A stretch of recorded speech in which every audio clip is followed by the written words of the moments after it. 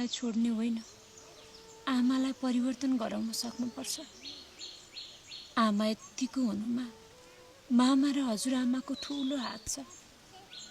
हुन त मान्छे भित्रैबाट कोही असल छ भने कसैले त्यतिसम्म खराब बनाउन त सक्दैन।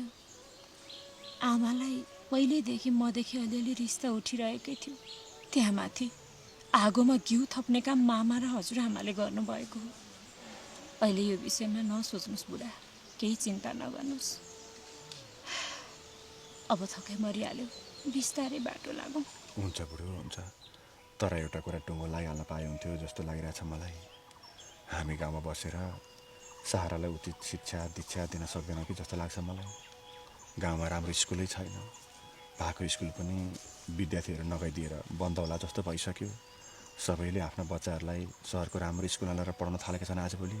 त्यसैले हामीले सहाराको भविष्यकै लागि भए पनि हामी सहरमै गएर बस्नुपर्छ बुढो। भोलि पर्सितिर म मेरो पुरानो नम्बर निकाल्छु अनि सरसँग कन्ट्याक्ट गर्छु।